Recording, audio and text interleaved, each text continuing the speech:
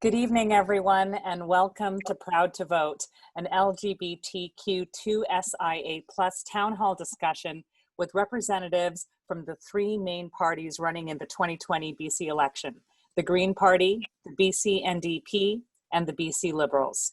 My name is Charmaine De Silva. I'm your moderator tonight. In my day job, I'm the news director at News 1130, Vancouver's breaking news, traffic, and weather station. Now, before we proceed with tonight's debate, I'm going to turn it over to Semplegan for a territorial welcome.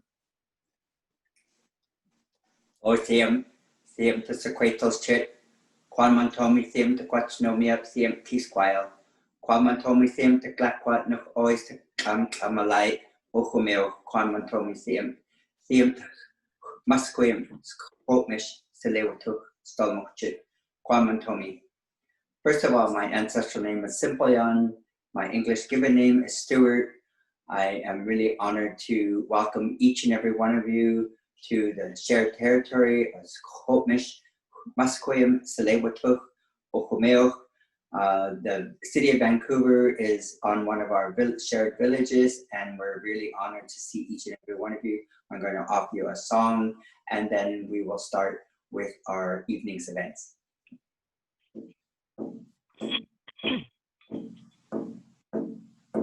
Hey-yo, oh.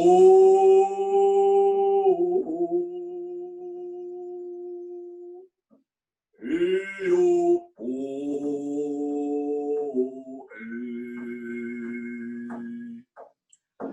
Hey-yo, oh.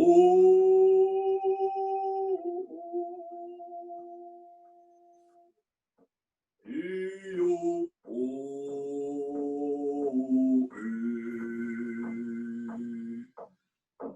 Hey-ya, oh,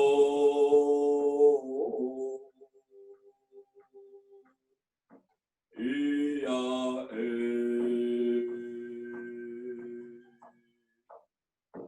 hey-ya, oh,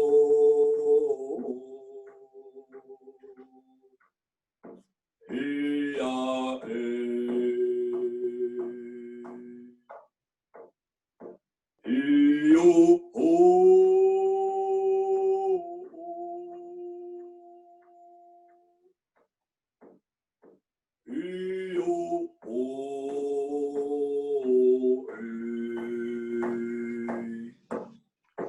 One man told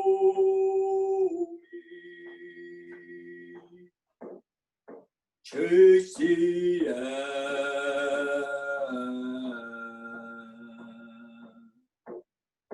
Chewa et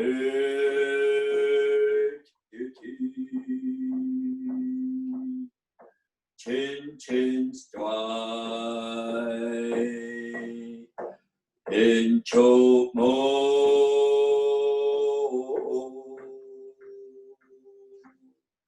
Stamu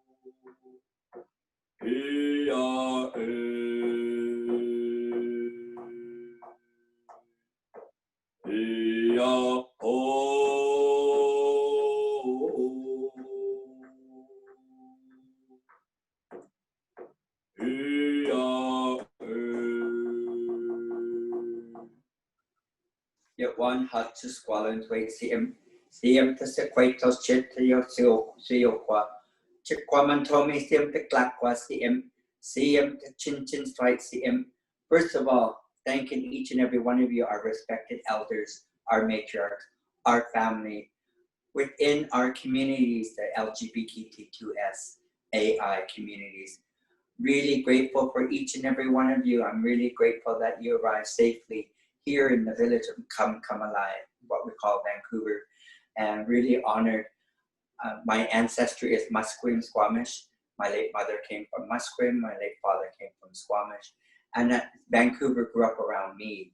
And it's a little bit of history. Prior to Indigenous or Aboriginal people receiving voting rights, we received voting rights the year I was born in 1961. Canadian prisoners received voting rights in 1960. So we as human beings, we still have a lot of work to do within our own communities, but within our cities, our provinces, and country, coast to coast. I'm really grateful to spend this time with you this evening. I hope we have a respectful talk and ask positive questions, ask really critical, use critical thinking on the questions you're going to present to the three parties tonight. We need to come together. Chin Chin Twite means working together, and that's what we need to do as human beings. Quickly, that's all I have to say. Everyone have a great evening. Thank you. Thank you so much, Sampalyan, and those are some very, very wise words and important words. And once again, I'm Charmaine De Silva. I use the pronouns she, her, hers. I'm your moderator for this evening's town hall. Tonight's debate has been organized by a group of nonprofit organizations serving the LGBTQ2SIA plus community across BC. Community, BC's Queer, Trans, and Two-Spirited Resource Center, Rainbow Refugee, and Loud Business Association invited a number of organizations to submit questions for tonight's discussion. Tonight's town hall is meant to create a space for important issues to the queer community so that we can discuss them. So our questions are around this specific topic. We do have 9 questions to get through, and each of the candidates will be given 2 minutes to each for an opening statement, and we'll get to the questions and they'll get another 2 minutes for closing statements. In terms of respect, I know that we have 3 very passionate, vibrant candidates here, but I also know that all 3 of you are fully capable of engaging in respectful dialogue tonight, so I don't think that is going to be a problem. But if it is, we do have the ability to hit that mute button that would have been so helpful during that first US presidential debate. We do have that ability here. So if things get out of hand, we will mute you. So don't let that happen. I don't think we're gonna get anything like that, so I'm not worried. And candidates, please stay within the 2-minute time limit. Try to avoid any crosstalk. One of the main reasons for this is if a lot of you are talking at the same time, it will be very difficult, in fact, impossible for the ASL interpreter to be able to get that message across. The only other thing I will say is if you do have something that you want to respond to one of the other candidates who's maybe said something, we'll see if we can find a way to incorporate that. Maybe just put up your hand and get my attention, and I'll try to get to you so that we can have a respectful exchange.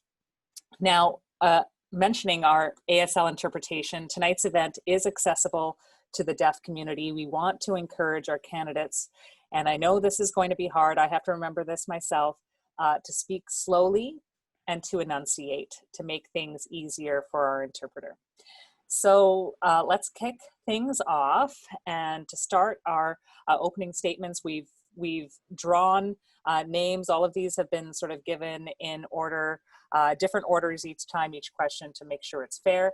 But our first candidate to give an opening statement is Nicola Sperling of the Green Party. Nicola, you have 2 minutes.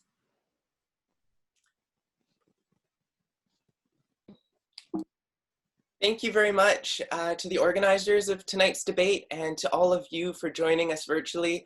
I just want to acknowledge the land that I'm on here. I'm on the Coast Salish people's land, and I'm fortunate to live, work, and play on this land on the unceded territories of the Coquitlam, Katsi, Kakite, and Tsleil-Waututh First Nations.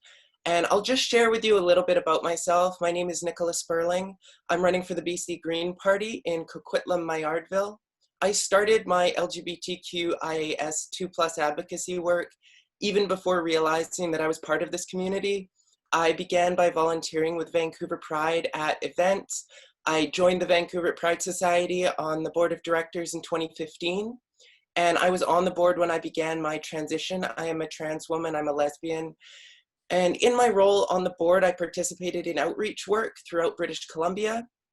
I led the Trans Equality Now campaign to have gender identity and gender expression added to the BC Human Rights Code in 2017.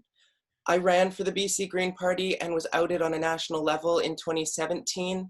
And later that year, I founded the Tri-Cities Pride Society and successfully pushed for a rainbow crosswalk in Coquitlam near City Hall. My trans advocacy work has sparked hate, unfortunately, from some well-known figures, with J.K. Rowling recently threatening to sue me for calling out her transphobia. I've done public speaking in high schools and post-secondary schools around trans issues in the workplace and barriers affecting access to trans healthcare. I create weekly YouTube videos that provide educational information around LGBTQ2SIA issues. I act as a consultant for organizations that are wanting to be more inclusive, and I advocate for affordable housing, which pushed me to run in the 2018 municipal election. So that's a little bit about myself. I'm here today representing the BC Green Party. I look forward to having this discussion tonight. As Charmaine said, we'll try to make it as inclusive as possible. Thank you. Thank you so much. Now we are going to our next candidate, who is John Ellicott from the BC Liberals. John, you have 2 minutes. First of all, it's a pleasure to be here. Thank you very much for having me. I just want to make the point that the BC Liberal Party has always advocated for equality and inclusivity. And while we may have had disagreements in the past, we have also respected the LGBTQ+ community for its outspoken and incredibly passionate leadership over the last several decades. At the core of our party's philosophy is a willingness to leave personal issues in the hands of the voter. What occurs in the privacy of your own home is no business of any government. No one should stop you from being you, full stop. I want to assure you that our party loves all British Columbians, and I mean that sincerely. We want to represent you and speak on your behalf. And tonight I want to listen and to understand how we can do better. Thank you. Thank you, John. Appreciate that. Now we are going to give the last opening statement to Spencer Chandra Herbert from the BC NDP. Spencer, you have 2 minutes. Thank you so much, Charmaine, and hello to everybody out there in internet land. I want to acknowledge the Musqueam, the Tsleil-Waututh, and the Squamish peoples for having me here on their territories, and of course, commit to continuing to work towards reconciliation with the difficult past that we share and the challenging present that we're all working through. It's great to be here with you all, and thank you for organizing this, because we don't get enough chance to look at LGBTQ2S+ issues in this kind of public way. I think I can say that I'm proud to represent the NDP on this call. Of course, I'm running in Vancouver West End, Cole Harbour area, really one of the hearts of Vancouver, BC activism, human rights activism, historically, and of course, continuing to this day. So I guess I'm saying I'm excited for the next couple of years ahead, because we've achieved a lot in the short 3 and a bit years that we've been in government. 9 years prior to that, of course, I was first elected as an MLA. And from that day forward, as an MLA, I've been pushing for human rights, equality, action against hate towards our community, bringing healthcare into the modern day and embracing transgender healthcare with TransCare BC, pushing for sexual orientation, gender identity education in all schools, something we didn't achieve until 2019, despite many years of promises to do it.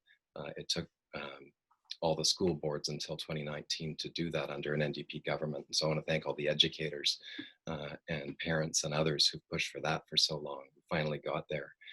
We've made some real strides on surgeries for the bottom surgeries for trans folks, ensuring we can get surgeries across the rest of the province for Thank trans you, Spencer. folks as well. Excited to talk more. Thank you, Charmaine.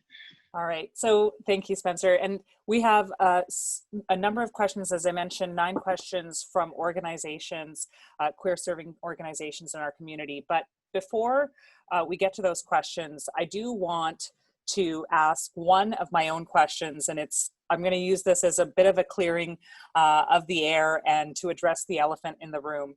And I'll give each of you 2 minutes to answer this first question. But LGBTQ2SIA plus rights and our community has actually been front and center throughout this campaign, thanks to issues and comments and actions by various candidates.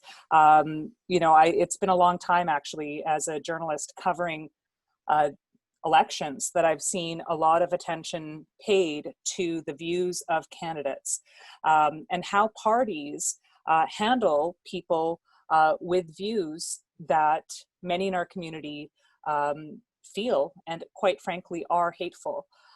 So I want to pose it to each of you, and I will give John an opportunity to start with this question because you alluded it, I think, a little bit to it in your opening statement. How would you, John, I guess for you, address some of what we have seen from other candidates running for your party or formerly running for your party, and how the leader of your party has handled some of these controversies that have come to light, not only during this campaign, but in recent years?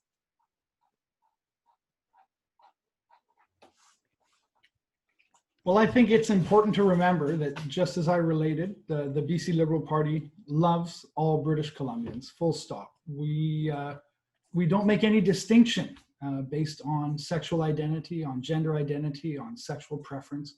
And the same can be said of our leader, Andrew Wilkinson. I want to take this opportunity to say that Andrew Wilkinson himself, I know this for a fact, loves every single British Columbian for who they are. And we need to move forward, and we need to move forward in an inclusive manner that's accepting of all denominations. And we need to remember that at the base, these individuals, these candidates, they're people, and they make mistakes. And we need to also remember that we are representative of every British Columbian, regardless of your preference, ideology, or religion. And we can't let that be obfuscated by some of the negative press we've been seeing lately. All right, Nicola, your response? Thank you. I mean, I think what we've seen is some very troubling behavior by the BC Liberal Party in particular over the course of this campaign. I think that we need leaders that are going to step up and are going to address issues proactively instead of reactionary.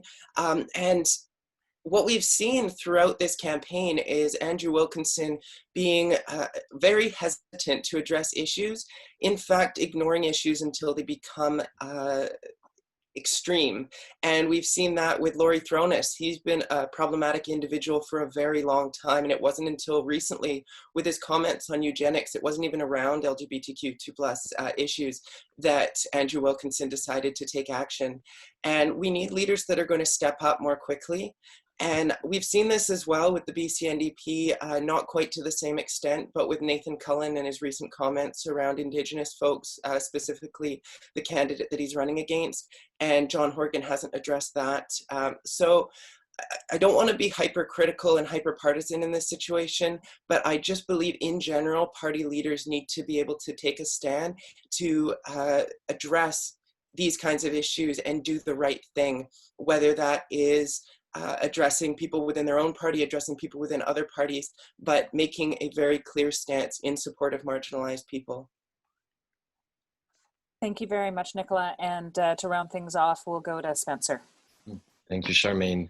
The hate has been brutal to see. The actions that people have had to deal with for far too long present in our community now, and particularly with COVID, is really tough. People are struggling these days. And so to see this kind of wishy-washy response to a candidate who was an MLA, who I called for him to be let go early this year. Many community members in Chilliwack stepped up and said Mr. Throness should be not allowed to stand as a BC Liberal candidate because of his support for things like conversion therapy. The Liberal Party let that go. And it just happened again and again and again. And I think it was clear that there was a deal to allow folks who oppose LGBTQ rights to stay in the party. Another candidate in Langley, Margaret Kunst, supported by a very right-wing group that wants to get rid of LGBTQ people. She said no, she would stand against rainbow crosswalks in her community. Mr. Wilkinson pretended, well, this was a procedural issue, when in fact we all could see very clearly that it wasn't. You know, so I think leaders do lead, and I think Nicola's right about that, and they've got to actually take a stand on that kind of issue. Mr. Wilkinson didn't. In fact, Mr. Throness resigned. You couldn't even fire him. So definitely unfortunate, but I think that's why we need things like human rights commissions, which the NDP brought back in. We need strong legislation to take action in schools to educate people so that we don't get into these cycles of hate being unchallenged. And it's not just, of course, homophobia, transphobia, but issues of racism as well, which we've reestablished something called Resilience BC to fight hatred in communities all across this province. But there's much more to do, and I'm sure there's other great questions. Thank you, Charmaine. Yeah. Thank you, Spencer. All right, so as I mentioned, we do have a number of questions that have been submitted to us from organizations, and so we're gonna get right to them. Our first question was submitted by the Rainbow Health Cooperative, which is a volunteer-based nonprofit cooperative that serves trans, two-spirited, and non-binary people. And they ask, additional transition-related surgeries are being developed in BC, which is a good thing. But what will the parties commit to in order to address the lack of pre-surgery preparation and post-surgical aftercare that has created so many problems for community members due to the lack of resources and management over the past 5 years? So we're going to go in the opposite order from the opening statements. And so the first opportunity to respond goes to Spencer Chandra Herbert from the NDP. Great, thank you. A very proud day for me was being able to stand at a hospital, Vancouver General, and celebrate that BC was finally going to allow people to get bottom surgery in this province. The number of constituents I've helped who have struggled in flying to Montreal to get the help they needed, sometimes coming back to BC, and then something went wrong. And then how do they get back to Montreal to try and fix this surgery? Incredibly expensive for everybody, really harmful to healthcare. And so we're finally getting those kinds of surgeries we should have had so long ago, including top surgery across the rest of the province. So you don't just have to come to Vancouver, that you can get it in the interior, you can get it in the north, you can get it on the island as well. Because I remember a former health minister telling me that trans people weren't they mostly just in Vancouver? Why do we need that kind of care elsewhere? To my shock, of course, because trans people are everywhere. In terms of further, the prep care, the pre-care, the aftercare, I agree. I think more needs to be done, and we've got to find more ways to prevent problems from happening. And I know we're sometimes ending up fixing the challenges. The person lives with the pain, as opposed to preventing the challenge to begin with, which of course is kinder, the more compassionate way to deal with these things, but also better healthcare and better for everybody in the end. So great question. I want to thank TransCare BC and all the trans folks and allies who've been pushing the health ministry for so long. We're finally getting action. And I think there's more to do, but it seems the system is now trying to work with trans folks as opposed to in opposition. For example, I was just at the Children's Hospital the other day, and the great thing on the board, it's, you know, they finally put chosen name. They finally had them looking at, you know, your chosen family and those that you have around you. Anyways. Thank you, Spencer. Now we're going to go to BC Liberal candidate John Ellicott. You have 2 minutes. Thank you very much. Now, I know that Spencer alluded to the fact that this issue has received some attention, and I congratulate Spencer for that. That is admirable. Indeed, it is. This is an issue, though, that has never received the proper attention from all levels of government. We must, as a society, involve community stakeholders in developing solutions for this very personal and delicate situation. Everyone should have access to the resources they need to allow them to realize their identity, and that goes without saying. We will work to improve the quality of the pre-surgery preparation and post-surgical aftercare. And our record on healthcare includes doubling the budget and managing one of the best overall systems in Canada and the world. So that should speak for itself. Thank you so much, John, for your answer. Now 2 minutes goes to Nicholas Burling from the BC Greens. Thank you. And this is a subject I don't speak on all that much, and that's because it has a very personal connection to me. I have been through the process of trying to get GCS and was successful. I know how long the wait times are to be able to get GCS. I've had to go through the process of flying to Montreal. It's extremely difficult after you've had surgery to sit on a plane for the 4 or 5 hours it takes to get back, as well as the ride to the airport, the sit in the airport. It's extremely difficult, and I'm so glad that we now have that in BC.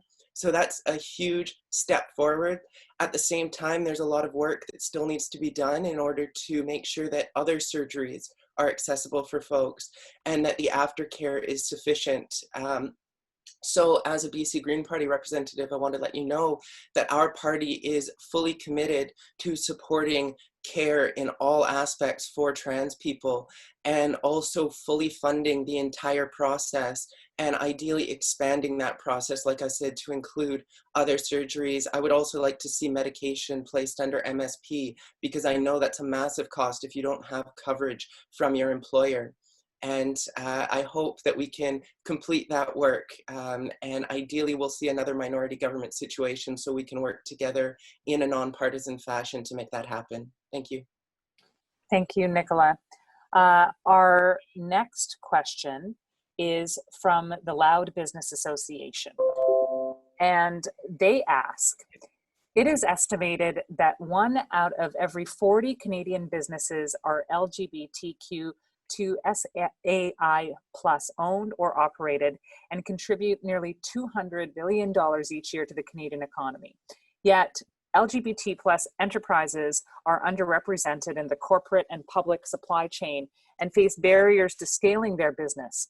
If elected, what would your government do to support further and the development and expansion of LGBT plus owned businesses domestically and globally, and ensure that LGBT plus owned companies have equal access to procurement opportunities to contribute fully to BC's economy? Once again, each of the candidates will have 2 minutes to answer, and this time we will go first to John Ellicott of the BC Liberals. Thank you very much, Charmaine. The answer to this question is quite general. In the minds of British Columbians and the BC Liberals, LGBTQ plus business owners are entitled to the same opportunities as any other business owners. We encourage increased involvement in business ownership and entrepreneurship across all demographics. The BC Liberal Party is committed to supporting entrepreneurs and small business owners through a variety of policies, and I'll name a few right now.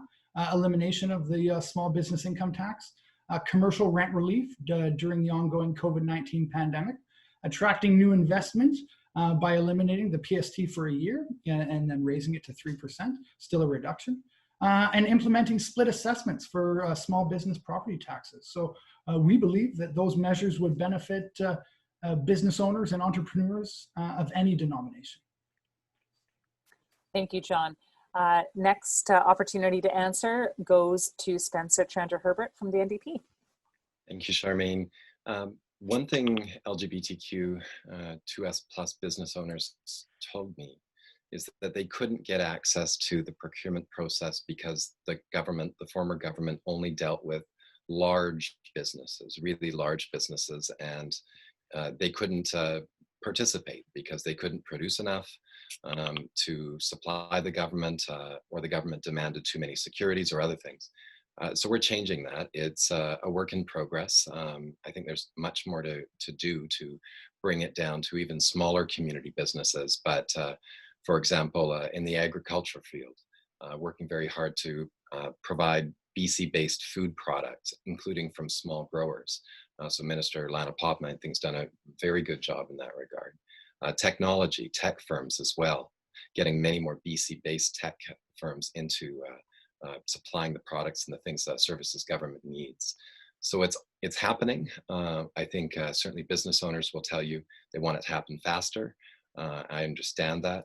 I think we also have to do things like invest in BC-based producers. In the film and television industry, for example, Creative BC, we just invested over $1 million, I believe, into supporting domestic BC-based producers to tell our stories. That includes many of our own community stories, because up until then, we hadn't had any real investment in local BC-based film and TV producers to tell those stories since the 90s. So, you know, there's lots of exciting ways. We also have to support people to be able to afford things in our communities, to support those small businesses. So the COVID relief benefit, $1,000 that for a couple, $500 for an individual, for example, is meant to help support people to be able to purchase those goods in their community. Freezing rent for renters as well, so people are able to weather the COVID storm a little bit better, and support those local businesses will help. Thank you, Spencer. Thank you, everyone, for your answers and sticking so closely to time and being respectful. I really appreciate it. We're going to move on to our third question. Yes. I haven't had a chance. Oh, sorry. Apologies. I don't know why I missed that. Apologies, Nicola. Yes, please go ahead and answer that question. Okay, thank you very much. And I can see here that I think we're all on the same page among the parties that we need to do a good job of supporting small businesses in general. I know that the BC Green Party is committed to working with organizations like the Lab Business Foundation to figure out how we can support these small businesses and LGBTQ2SIA plus businesses in general. Now, that's a very difficult question to answer, because we need to support all businesses, and we also need to collect better disaggregated data to figure out exactly what's needed to support certain businesses like LGBTQ2SIA plus run businesses. So that's something that we would be interested in doing in order to lift up these businesses. We would be collecting better disaggregated data.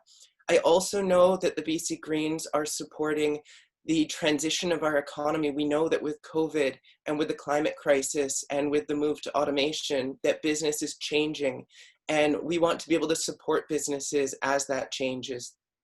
We want to be able to support people receiving the education that they need in order to transition to different lines of work and have a basic income, so there's a fallback option as people try to shift their means of work. And also making sure that we're investing in the future of businesses instead of band-aid solutions that are short-term, that are trying to get parties reelected. So instead of subsidizing fossil fuels, for instance, like the BC NDP and the BC Liberals have done, we want to invest in clean energy and in tech and in industries that are going to provide people with jobs in the long term, and not just short-term solutions that help parties get reelected. Thank you. Thank you. And I apologize once again. Thank you for making sure that I do my job, because you all are doing your job by not speaking over each other. Okay, so our next question comes from Rainbow Refugee. And Rainbow Refugee Society is a Vancouver-based non-for-profit organization that assists to LGBTQ plus folks seeking refuge in Canada because they're facing harsh discrimination, persecution, and violence in their countries based on their sexual orientation, gender identities, gender expressions, or HIV status. Their first question reads, LGBTQI refugees arriving in British Columbia were challenged before COVID. In their first years, LGBTQI refugee newcomers are often working low-paying jobs, living in cramped shared housing. We are seeing the harsh impacts of COVID and intensified racism on already precarious individuals. People cannot heal from the impacts of persecution, and when we continue to experience racist harassment and threats on public transit from landlords, at workplaces, and at settlement organizations, every threat reopens traumatic memories. And so the question is, housing is often unaffordable and sometimes unsafe. We've heard stories from our members about landlords and roommates discriminating due to gender expression, gender identity, and sexual orientation. Some settlement organizations are failing to provide adequate services, and LGBTQI refugees end up homeless or in the shelter system. What would you do to create safe, affordable housing resources appropriate for LGBTQI refugees? Once again, each candidate will get 2 minutes, and we will start with Nicholas Sperling from the Green Party. Thank you. And this is a really great question, and one that has a lot of different components to it. So I apologize in advance. I'm going to try to list some of the items from our platform that we will be addressing this question through. So one of them would be Police Act reform. And this is something that the NDP canceled when they called this snap election, which is something that we're very disappointed with. So that's something that we would restart, is looking into how to reform the Police Act. We also, like I mentioned before, would be looking at a basic income, which would help to provide supports for people who are struggling financially. We would establish a task force to modernize employment, and that would help with folks who are struggling to find employment. We would introduce a BC Accessibilities Act to make access to every aspect of our society easier for folks who would find themselves in this situation. We would have a grant for households that are paying more than 30% of their income to rent. So that would help with these cramped facilities that were mentioned in the question. We would also create more mental health support, because when people are in these situations, they're often dealing with mental health issues. And that would be something that would be rolled into MSPs, so everyone, regardless of income level, would have access to that support. And we would also create a province-wide plan to address racism. And this also applies to Indigenous issues, in that we would like to see Indigenous education in our schools, because that's severely lacking at the moment. So it's a multi-pronged approach that we're looking at taking. These aspects can be found through a variety of different pieces of our platform, but I hope that's provided you with some idea of how the BC Green Party would approach this from multiple angles. Thank you. Thank you, Nicola. Now on to Spencer. Thank you, Charmaine. Thank you to Rainbow Refugee for the question and for your incredible work. It's been an incredible honor to be able to work with you and to advocate for folks that come to me through you, or to be able to bring folks to your organization to help them in the challenges they're dealing with, or with trying to bring folks over, sometimes partners, family members, and others. You know, so I guess I would say I've seen these challenges that Rainbow Refugee speaks of. It's not just theoretical, it's right in front of me. You know, constituents dealing with racism in their housing, constituents, refugees, we're trying to get that housing. We've succeeded in many cases in getting them safe and better housing, but there's a lot more to do, and that's why investing in housing is the answer. We've got over 25,000 housing units coming on that will be available for lower income and for middle income folks, many of them targeting marginalized communities, including refugees, to make sure that they have safe places to be. But it's more than just housing, it's supports in housing. It's mental health supports as well.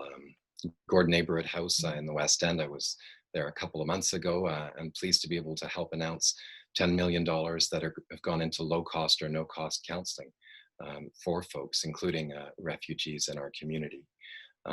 But housing is the answer to the need for housing, no question, and building it in all corners of this province. I should note 25,000 units is more than the BC Liberals built in 16 years, and we're doing that in just a little over 3.5 years. The plan is to get to over 100,000 housing units over the next, I guess, 6 years from now, and then some, because we need to build those houses, bring down costs of housing as well. The speculation tax, that's another one. So for folks who've come over as refugees and made their way up the housing ladder, I will talk more about that one later, because the Liberals want to kill it and I want to keep it. Well, thank you. We'll give actually now the Liberals an opportunity to respond. John Ellicott, you have 2 minutes. I think the NDP's record on providing affordable housing speaks for itself. It requires no preface.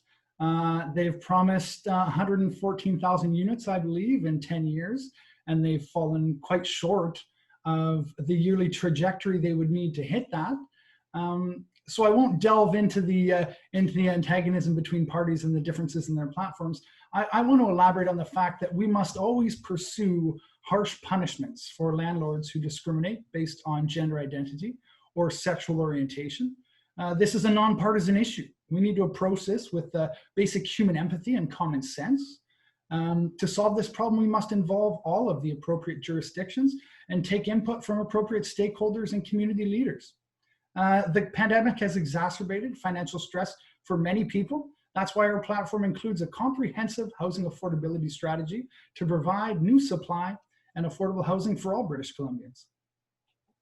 Thank you, John. Appreciate you keeping your answer short, because we are actually already running over time, and I am getting requests from people who are watching this Zoom town hall and organizations wanting to answer questions. We will do our best to see if we can get to everyone's questions at the end. So we're going to do our best. And so everybody, if we can tighten it up, we can get more organizations questions in, which would be great. Our next question is also from Rainbow Refugee, and it reads, with COVID isolation, mental health struggles have intensified. All of us who are refugees and work with LGBTQI refugees were disturbed by the tragic loss of Sarah Hagazi, who fled Egypt and made her way to Toronto seeking safety. We were disturbed, but not entirely surprised. Suicide prevention is a huge part of the work we are doing as we help people navigate their refugee claim and settlement. The mental health system is inadequate for everyone, and BIPOC, queer, and trans people are not at all well served. There are simply not enough practitioners who can be responsive and effective in the intersectionality of anti-racism, trauma-informed, and LGBTQI affirming practice. We need provincial leadership to build a better healthcare system. When we don't invest in good mental health in communities, the police end up being the first responders. And we've seen how dangerous and inadequate this is. This question is about access to queer, trans-centered mental health services for LGBTQI refugees, including BIPOC refugees. Currently, there is very limited mental health support. What would you and the party you represent do to provide affordable, culturally accessible, ongoing mental health support to LGBTQI refugees and refugee claimants? Again, 2 minutes each, and we're going to start with Spencer this time. Thank you. You know, I think it's one great unfortunate thing in that our universal healthcare system never really included the brain in terms of mental health and in terms of ensuring that we had more proactive support for mentally healthy people. It's something that I think we need to change, and I think that we need to be bringing forward more low-cost or no-cost counseling services at the beginning. We need to be investing in that kind of support. And then, of course, more supports for more complex care in cases where mental health challenges might require somebody to get more intensive care from medical professionals. And so, you know, that runs the gamut from facilities that we're reestablishing with the Kwantlen First Nations out at Riverview to provide better care for people, but it also includes things like youth mental health. I've had young families that I've worked with where the young person was struggling with mental health issues, refugees from other places to BC. And in my years in the past, we couldn't get that care. It's changing. We're now getting more proactive with more youth mental health beds available for people, more services like Foundry, youth mental health services all across BC for young people, more counseling services at university and college for young people as well. But there's no question there's more to do. It's the Ministry of Mental Health and Addiction, the first ministry like it in Canada, to develop an actual plan for BC. We've got big work ahead of us, and we're building a system. When we became government, there really wasn't much of a mental health system to be described as such. But I think, again, the question, a very important topic. Thank you. Thank you, Spencer, so much. Next up, we go to the BC Liberals and John Ellicott. We've made a variety of commitments to general mental health provisions across the province at large. We need to approach this problem by listening to our mental health experts and involving community leaders and assessing the appropriate measures to be taken. We must approach all problems pertaining to mental health with an appropriate degree of pragmatism. As a society, we have a responsibility to provide adequate treatments and supports to all British Columbians. Thank you for your answer, John. And finally, we're going to go to Nicholas Burling from the Greens. Thank you, and I'll share just a brief personal experience because I struggle with mental health issues myself, and I know how difficult it is to access mental health services, especially as someone who doesn't make a lot of money. And this is something that gets compounded. If you're low income, if you're a marginalized person, you really struggle to find access to mental health supports because they're so expensive. And I don't think it's acceptable that not everyone has access to mental health supports. That's why the BC Green Party is proposing to roll mental health healthcare into the medical services plan to make sure that everyone has free access to the mental health care supports that they need. The other aspect of this is with regard to police officers dealing with issues of mental health. And that's why we want to reinstate the investigation into Police Act reform that the BC NDP cancelled when they called the snap election, because it's unacceptable that we have armed police officers who are untrained in mental health issues, dealing with issues of mental health and putting people's lives at risk. We need to have dedicated individuals with proper training who aren't armed going in and helping folks that need help. So that's sort of the two main pieces that we're going to be using to approach this issue. Thank you. Thank you, Nicola. And I see Spencer has asked to respond just briefly. If you can, Spencer, that would be great. Sure, thanks, Charmaine. In terms of the investigation into systemic racism and looking at the Police Act for reform, Premier John Horgan has been clear. We will bring that back because it's vital work, and I'm sorry it was interrupted, but it is very important work. So that will be coming, and no question, we need to have mental health professionals respond to mental health situations, not armed police, unless, of course, there's the threat of violence or something like that. All right, thank you to all the candidates. Our next set of questions comes from CBRC, the Community-Based Research Center, an organization that promotes the health of gay, bi, trans, two-spirit, and queer men through research and intervention development. Their first question reads, in 2019, the BC legislature unanimously endorsed the United Nations Declaration on the Rights of Indigenous Peoples, making it the first jurisdiction in Canada to do so. Since then, the government has created a ministry to develop and enact an action plan. If your party forms government, what is your plan for implementing the UNDRIP, and how will your party ensure that Two-Spirit and Indigenous, queer, and trans peoples are included? I'm guessing that Dev doesn't want to answer the question, so we're going to start with John Ellicott from the BC Liberals. John?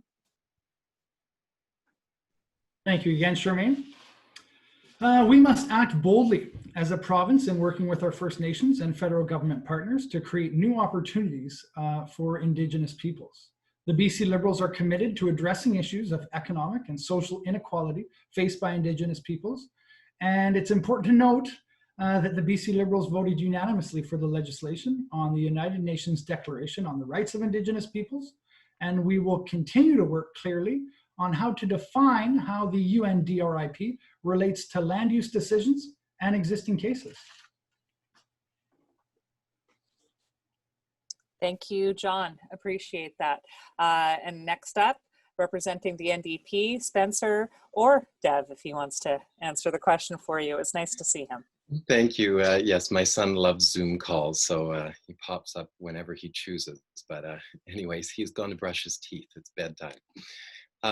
So in terms of the United Nations Declaration on the Rights of Indigenous People, it's one of the things that I'm so proud the NDP promised to do in the last election, and we actually did. And we brought Indigenous leaders together, all parties together to achieve it. It could have been a very controversial, divisive issue, but in order to deal with the colonial past and legislation which still carries that colonial legacy, it was important that we do it together. So thank you to all the party leaders for doing that at the time, and for everyone else. But now comes the action part. And I think one of the things that I'm excited about is things like the challenges of fish farms. We know they've been a challenge on salmon across the Broughton Archipelago in particular. And so working with the Indigenous nations in that territory and the companies that had been given tenures, we were able to bring forward reconciliation in action there to restore salmon stocks, to work in such a way that the nations had control over their own territories. We're doing the same things in forestry around old growth as well, trying to find ways to protect much more of the old growth that's out there. But in terms of the actual action plan, it's in development now with the nations, and that's the thing. It's got to be done with the First Nations in their communities, and it's going to look different across the province as each nation wants to address these challenges in their own ways, and that's how it should be. I'm excited. It's hard work, as Grand Chief Stuart Phillip always says. Reconciliation isn't for wimps.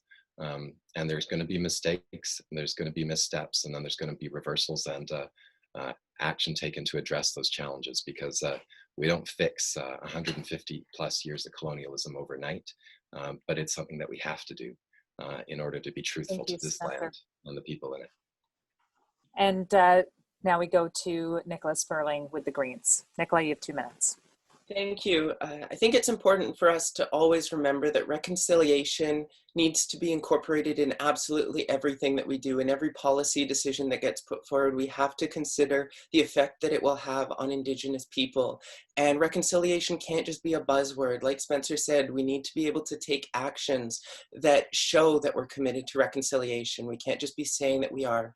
And that's why I've been so disappointed, and I know so many people have been disappointed in the direction that the BC Liberals and the BC NDP have moved in. We have seen Site C take away from Indigenous-led energy projects. And not only is that destroying farmland and destroying the environment in general, and is a complete waste of taxpayer money, it's also been extremely detrimental to Indigenous people. We've seen the Coastal Link gas line be pushed forward, LNG, fracking by the NDP with huge subsidies for these projects. So again, not only is it a waste of taxpayer dollars, it's also being done without proper consent, without proper consultation.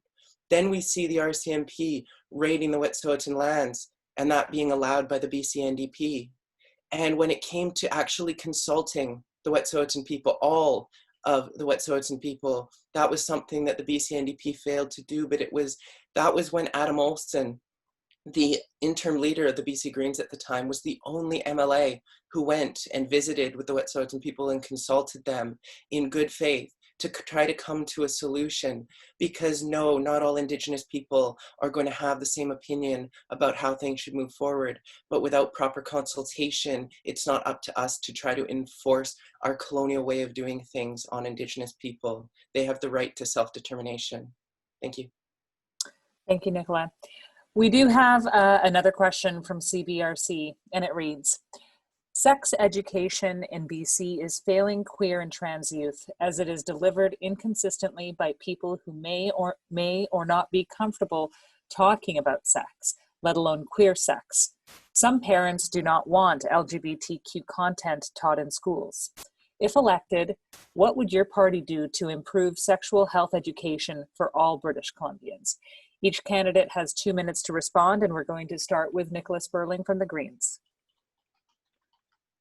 Thank you very much. So education in general is extremely important to the BC Green Party. In 2017, we had offered a 20% increase to education, whereas the BC NDP offered a 1% increase and BC Liberals offered nothing. We have taken the same approach this time around, and that funding is inclusive of SOGI education. We fully support SOGI education, but not just that. As the question brought up, not everyone is comfortable with that education. Not everyone is pushing that education forward within schools. So we would like to mandate SOGI education within all of the schools.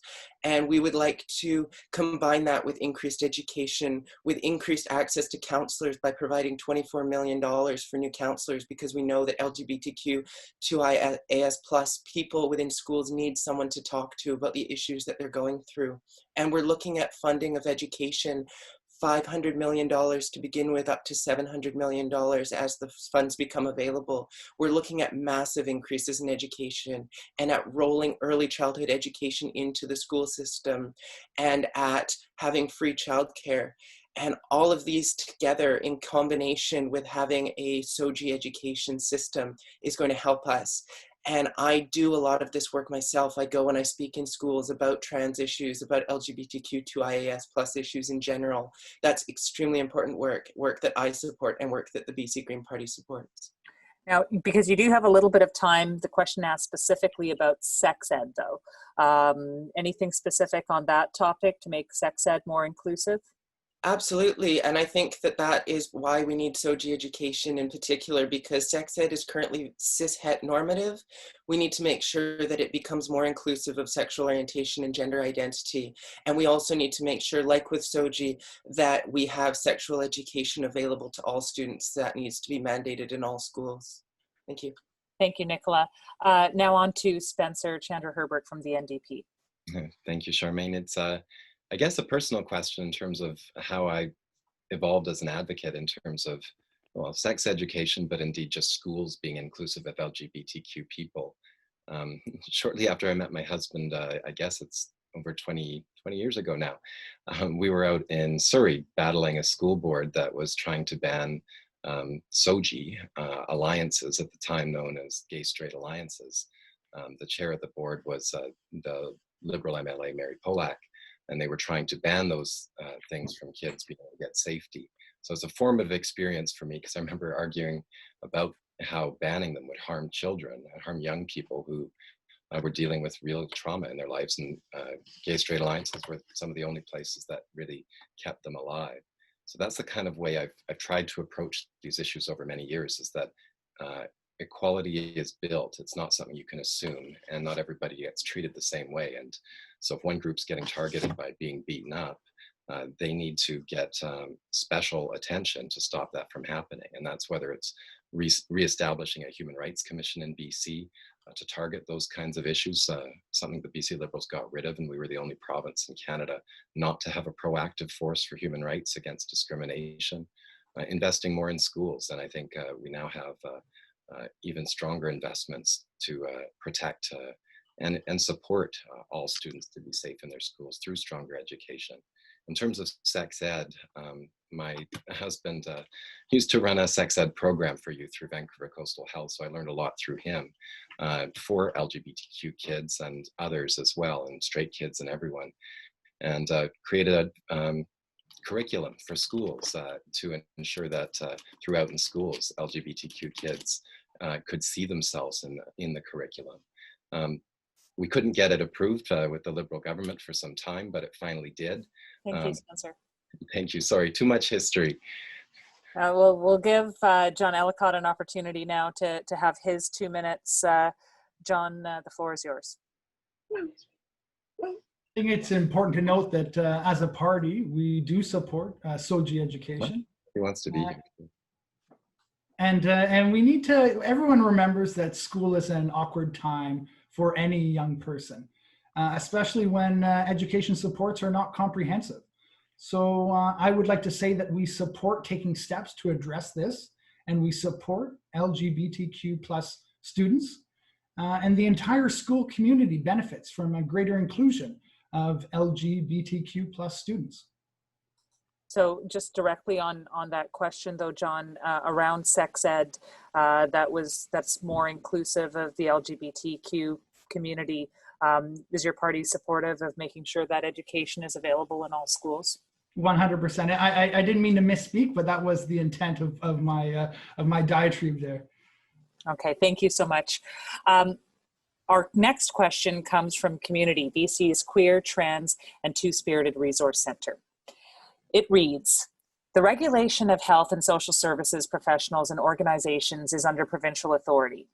What would your party do to require that health and social service agencies and professionals neither advocate or practice conversion therapy, otherwise known as sexual orientation and gender identity change efforts, which are known to be both ineffective and damaging? Again, each candidate will have 2 minutes to respond, and we're going to start with Spencer Chandra Herbert from the NDP. Thank you, Charmaine. I think the strongest way we can deal with conversion therapy is to make it a criminal offense. I've met people who've been damaged, and they tell me that, by the horrible trauma that can be put out because of conversion therapy. It's not something to defend, as we know one former MLA did on the Liberal side for a long time. It's not something to support. It's something to be made a criminal offense. And I want to thank the federal Liberal government for committing to do that, and for going beyond that, for actually bringing in legislation to do that. And I hope if the current controversy over in Ottawa can be dealt with, we could hopefully get it passed this year, and if not, early next year. It's the strongest way to make sure that conversion therapy is never done in any context. Within the health ministry, you've never been able to build for it in BC, but we know that there have been people who've tried to work around the edges on this to bring it in and to harm folks because of their beliefs. So there's more to do, but once it's a criminal offense, it'll be clear, as clear as it's possible, the highest tier of action.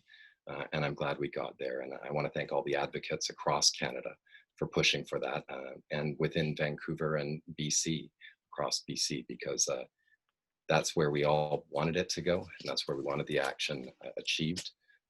And it's going to be very soon, if my understanding from the minister is correct. And I really hope it is, because people deserve to see it criminalized, because it's harmed too many people. Thank you, Spencer.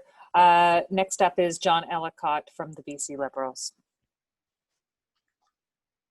I'm going to apologize in advance, because I'm definitely not going to take the whole 2 minutes on this answer. I want to speak very deliberately, and I want to be clear on this. The BC Liberals support the federal government decision to ban conversion therapy. And I want to unequivocally state personally and for the party that as a province, it behooves us to oppose homophobia and any discrimination anytime it rears its ugly head. And that is something that should not need to be clarified.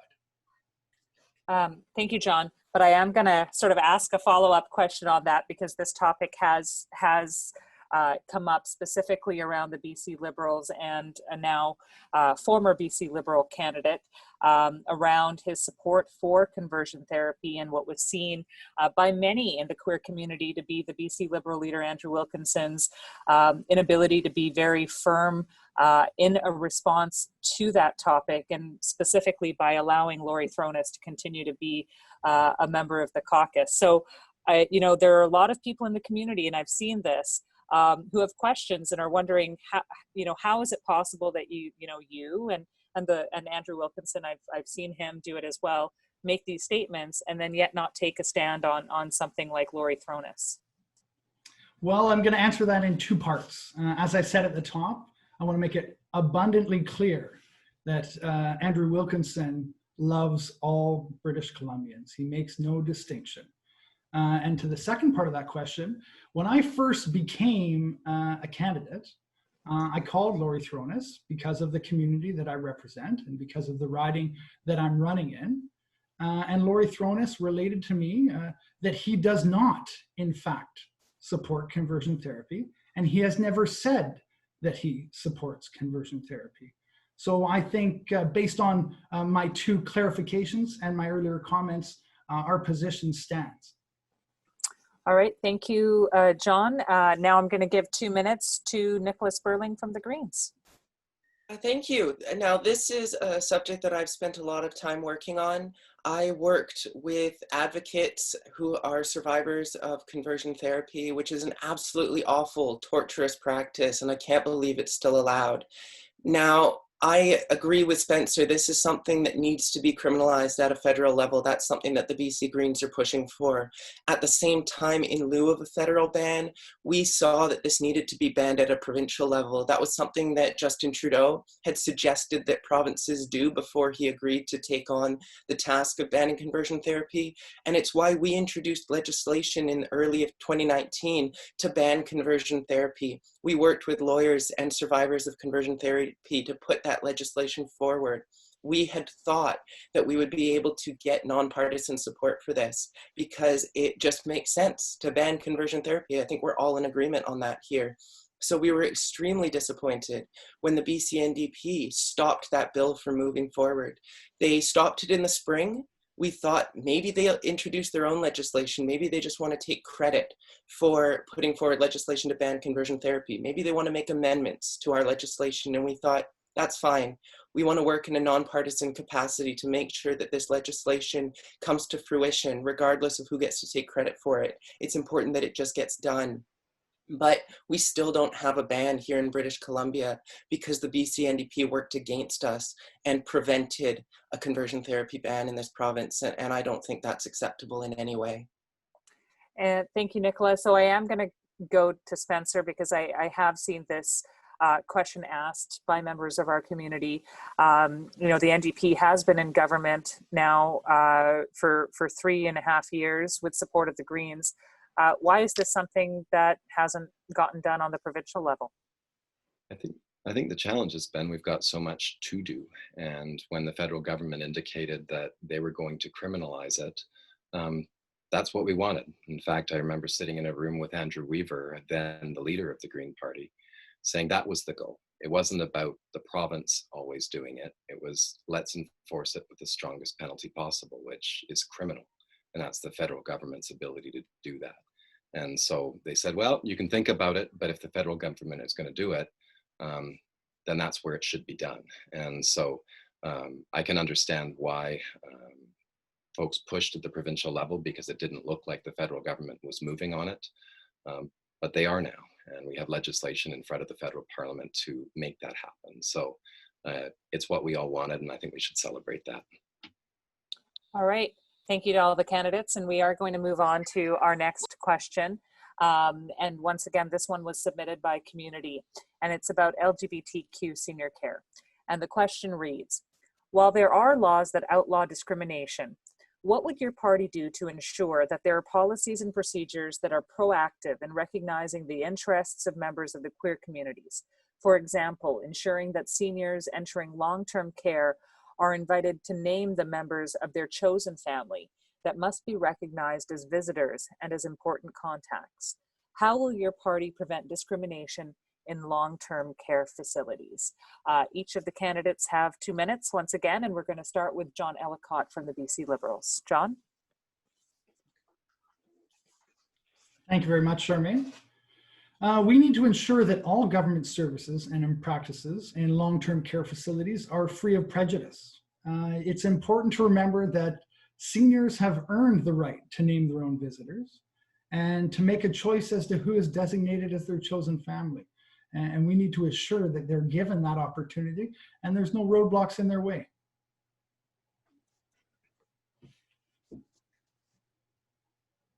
I knew it would happen at least once. Okay, I'm not muted anymore. Thank you, John. Next up is Spencer Chandra Herbert of the NDP. Thank you, Charmaine. I've worked very closely with long-term care facilities in my community, including Harrow Park Center, which is dealing with the COVID-19 outbreak right now, and it's tough. And I really just want to thank the workers there in long-term care across the province because they do incredible work. But for far too long, I would argue they did it without enough help, and they did it having to jump between facilities and not able to put the effort into the more community side of a long-term care facility, the people, who they are, making sure that it was a place that was welcoming, inclusive. We've invested a lot more in long-term care now with a plan to invest over $1 billion more to develop new facilities, but also to make sure the ones we have can be upgraded so they are more inclusive, so people get private rooms, so that the staff have the training they need to be culturally competent in all those terms, because people come from all over the world with all sorts of different interests and foods and cultural needs, including LGBTQ people. And we need to be sure that the care they get is appropriate for them as they age. We know that we have to have better care standards. When we became government, 9 out of the 10 facilities didn't even meet the standards that they needed for care hours. I talked to folks at Harrow Park Centre. They're now getting more attention and more community involvement up until COVID-19. We also need a wider human rights lens, because we could ask that question of how do you provide inclusive services of every government service? And that's the role of a place like the Human Rights Commission, with incredible leaders in the past like Mary Wu Sims, to take on government, to make sure government is serving the people, the ones that it should be about in the end, as opposed to just government. So it's a big need. More of us are aging. I'm sure my husband and I will be in one of those homes at some point, and unless Deb decides to take care of us. But we got to make sure that that service is there in an inclusive manner. Thank you, Spencer. And let's go now to Nicholas Burling with the Greens. Thank you. And I agree, this is an issue that absolutely needs to be addressed. We've seen far too many reports of LGBTQ2SIA plus individuals in seniors' homes facing instances of discrimination. It is good that we have the Human Rights Commission in place. We have some methods for addressing this situation, but it's not nearly enough. And unfortunately, I don't have a firm answer on how we make this problem go away. It's going to require a lot of work. And one of the things that we're going to do, and I mentioned this earlier, is study the demographic information to determine what we can do. And we are an evidence-based party, so a lot of what we would promote is do, but I know that that's not a good enough answer. And one of the other things that we're going to do is make care facilities public and nonprofit, because for-profit care is not helping the situation. It means a fundamentally reduced level of care for seniors that need to be treated in the best way possible.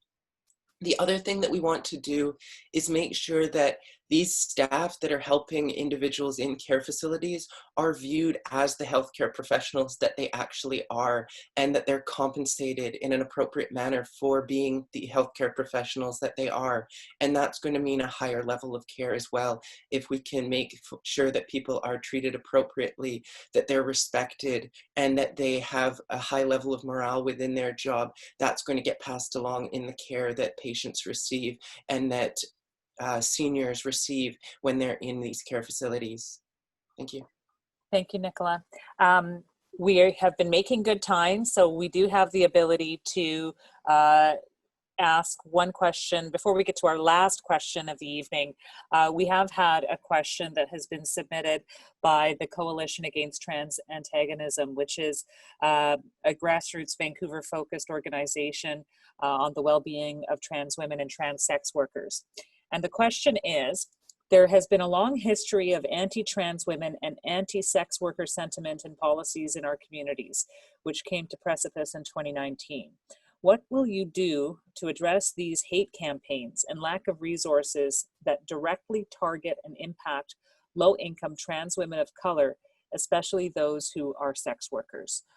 So I am going to start with Spencer Chandra Herbert from the NDP on this question. Thank you. I think first you have to recognize that sex work is work, and that they are workers, and that just as other workers get protections, so must those who work in sex work. You know, I think there's been a challenge in the community over many years of stigma and division and attack, discrimination, that's pushed people into really horrible, dangerous places. I think if we stop with the moralizing and just start working towards better conditions for everybody, we're going to get to a better place, honoring people as people, not taking away their agency or abilities, but also working to make sure that they get the help they need when they need it. And that's through education, throughout the health system, for example, the legal system. And it's making sure that we are acting against hate in general, because if one act of hate gets to let go, another takes on and it builds. And we've seen that in the West End this summer around the hateful street preacher. or preachers, I should say, as it seems to grow and one is allowed to do what they want.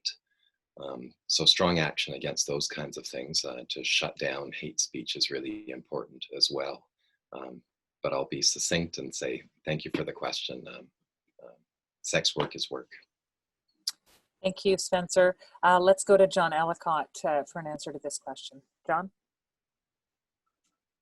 Well, I think we need to remain cognizant of the fact that these individuals are often forced into sex work because they're stereotyped and there's a stigma associated with them. And we need to eliminate that, and we need to be more accepting of hiring and of allowing certain individuals to be given the same opportunities as all British Columbians. And we need to protect our sex workers. I agree with Spencer in that regard completely. And we need to make sure that they're supported. But at the end of the day, my original comment stands, is that we need to look at the cause of why these individuals are drawn or forced into sex work in the first place. And I myself am not a social worker, and I can't speak to that, but I think we need to involve community experts, and we need to involve trans community leaders, and we need to work comprehensively to support these people and make sure that they live a happy and fulfilled life. Thank you, John. And now Nicola Sperling from the BC Greens. Thank you very much. I think I'm going to echo a lot of what Spencer has said, which is sex work is work, and we need to recognize it as such, and we need to protect sex workers in the same way that we protect all workers. Now, I know that there are instances of people being forced into sex work, marginalized people, and as a trans person, I see that within my own community. But that's not to say that everyone who is involved in sex work is forced into it. Some people choose that as well. And like I said, sex work is work. We need to support individuals regardless of their circumstances and how they ended up in that line of work. Now, as far as hate goes, that's something I have a very personal experience with. I experience a ton of transphobic hate because I've been threatened to be sued by J.K. Rowling. I've had Meghan Murphy attack me, Graham Linehan attack me. So I deal with this very regularly. And I push back on it because I think education and pushback is how we address this situation. And when it came to that J.K. Rowling billboard that was put up in Vancouver, I was part of that push to have that taken down.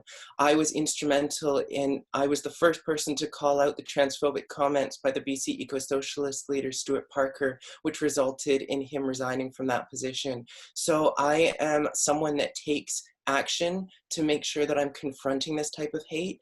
And I know that I'm not alone in that. I know that the BC Green Party supports me in that push. They have been very vocally supportive, and I am really pleased to see that. It's one of the reasons I'm so happy to be running with this party. Thank you. Thank you, Nicola. We are now at our last question of the evening before our closing statements. And this final question is also from community. And it reads, on August 22nd, West End resident Justin Morissette had his leg broken in a violent confrontation with someone who was using a loudspeaker to engage in quote-unquote street preaching. Specifically, the street preacher was using this loudspeaker to broadcast a homophobic message targeted at LGBTQ2SIA+ West End residents.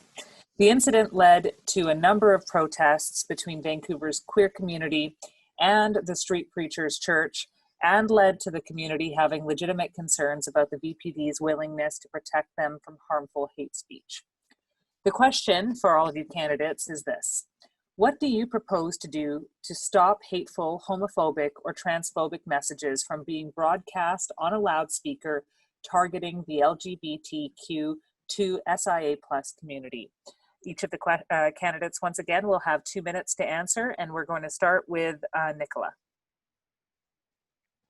Thank you. I just want to start off by saying this was an absolutely awful incident. I was following it as the story was unfolding. I've been following the individual, and it absolutely heartbreaking that this had happened. But unfortunately, they're not the only person that I know of who's been attacked in transphobic or homophobic attacks, and not even the only person I know within the West End. This is something that absolutely needs to be addressed. And the kind of hate that that quote unquote preacher was pushing cannot be tolerated. It's absolutely unacceptable. Now, as far as what we can do to try to address that, like I mentioned before, the Police Act review, which was cancelled when the BC NDP called the snap election, that's something that we will bring back. And I was really pleased to see Spencer say that the NDP would bring it back as well, but it didn't need to be cancelled. And that's something that we would bring back because it requires police reform to deal with issues of systemic homophobia, transphobia, racism, and the police department is not addressing these issues with enough urgency and with enough sense of responsibility. We also believe as a party that education is key. That's something I believe in terms of educating people around what it means to be gay or trans, to be part of the LGBTQ2SIA plus community in general. So that's why we want to invest so much in education. We want to support SOGI education, and we want to increase funding for education dramatically. And we can also help to support people to access the Human Rights Commission and to put forward complaints when an incident like this occurs. And we need to be focused on prevention above all else. But unfortunately, incidents like these will happen, they do happen, and we also need to support people through the complaints process and to finding a solution. Thank you. Thank you, Nicola. Next up is Spencer Chandra Herbert. Spencer? Thank you, Charmaine. Unfortunately, what happened this summer isn't new to the West End or BC. I spoke with Justin Morissette shortly after he had his leg broken for standing up for our community, for speaking out against somebody spreading hatred through a megaphone loud systems that you could hear blocks and blocks away. It wasn't the first time people tried to stop these hate preachers. I think in the past of folks like Aaron Webster, of Richie Dowry, who was punched and left brain damaged in the Fountainhead pub, all because of issues of hatred. Now, in terms of the specifics, I spoke to the Deputy Chief of Police, I've spoken to the Mayor, I've spoken to councillors, and it's clear that in this case, he never should have been allowed to use the speaker to begin with. They should have stepped in early and shut it down. It's already breaking the law. And shouldn't be allowed to continue. I know there's that balance between freedom of speech and hate speech. This fellow, I would argue, is very much on the hate speech end of the spectrum, as are a number of others that have been plaguing our community of the West End. But they could just shut it down on noise alone. I do want to thank those residents who've come up with creative ways to address this challenge, including, I think, what they call the Disco Task Force, that stepped up to play incredible music, dance, and try and show that the community wouldn't stand for this kind of thing. But, education has got to be one of the best ways to get at this, because we've already changed the laws. It's already illegal in much of what has gone on, in this case, the sound. You can change the laws, but it takes a lot longer to change the culture, and that means not allowing it to continue. So when people in your community, in your party, in your family, you got to speak out and stop it. Thank you. And now we go to John Ellicott. John, you have 2 minutes. I want to begin by actually agreeing with Spencer. There are limits on free speech, and harsh punishments should be pursued for all offenders who promote hate speech. The police should enforce the law. It's not up to the public to pursue and detain criminals, and I'm sad that happened to this individual. It's a real shame. As a party, the BC Liberals want to ensure that British Columbia is a place of opportunity and fairness for everyone, free of discrimination, and that LGBTQ plus citizens are treated with respect and live their lives free of discrimination.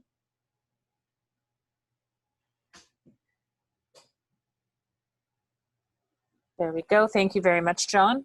Now let's go to Nicola Sperling from the Green Party. So I've answered this question already. Are you talking about closing statements now, or?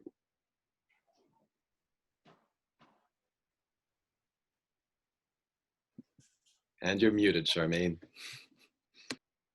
I'm really winning at this right now. Okay, so all three of you have had this question, correct? Yes, thank you. Okay.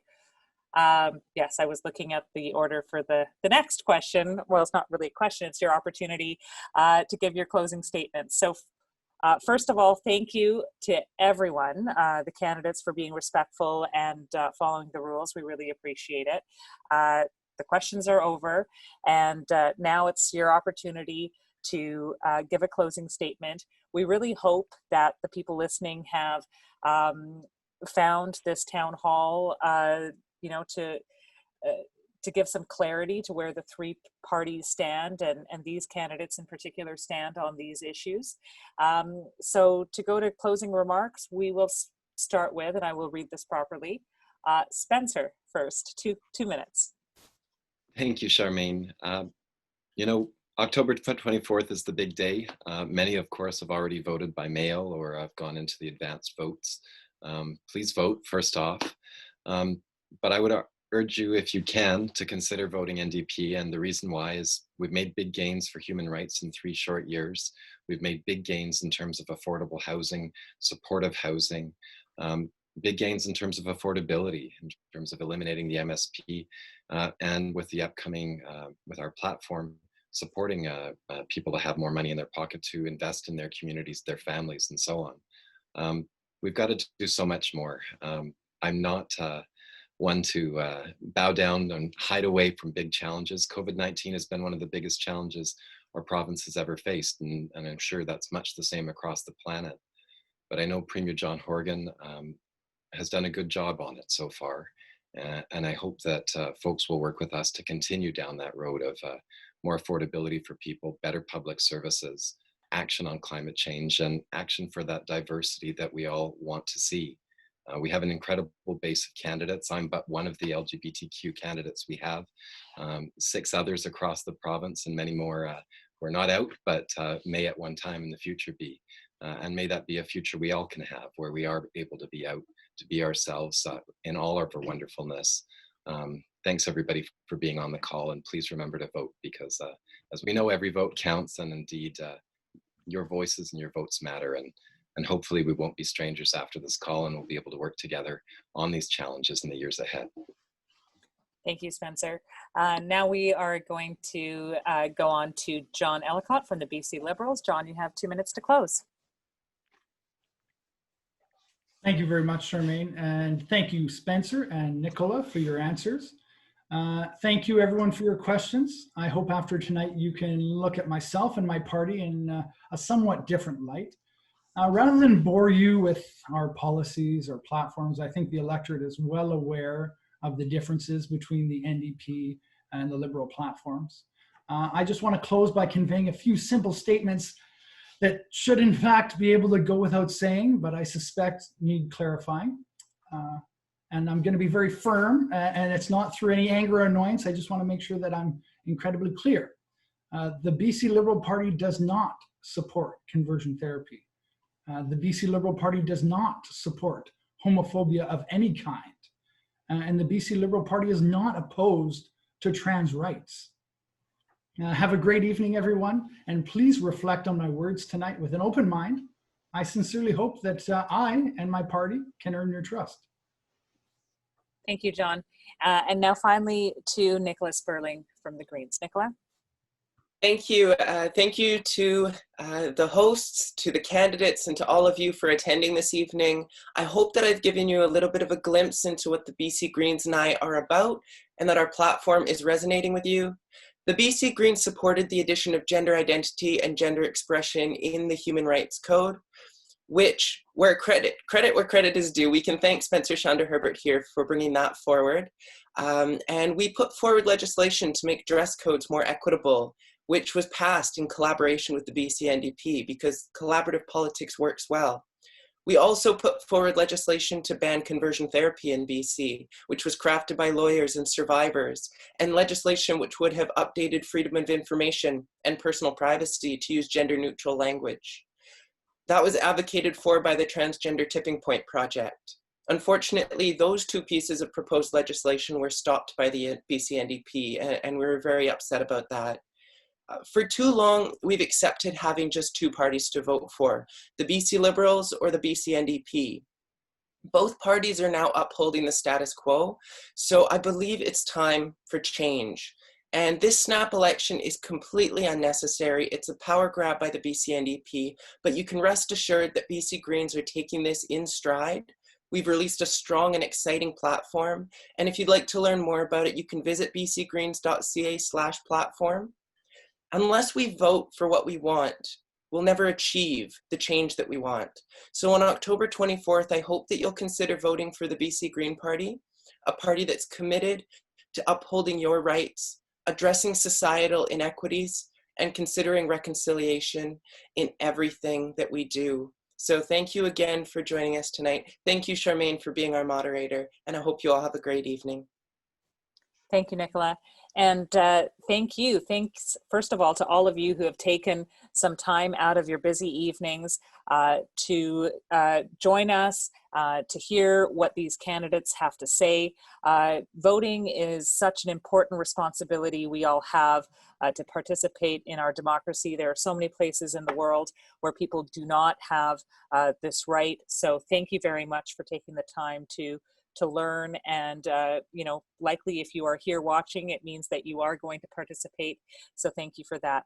I also want to thank the three organizations that put on this town hall: Community BC's Queer, Trans, Two-Spirited Resource Center, Rainbow Refugee, and the Loud Business Association, along with all of the organizations that submitted important questions to these candidates to answer tonight.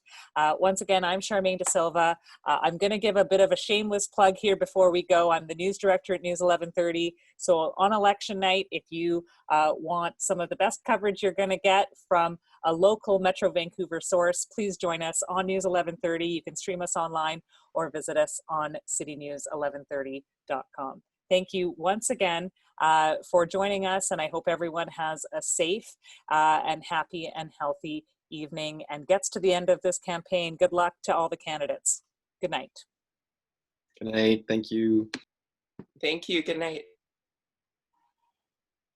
Thank you. Good night.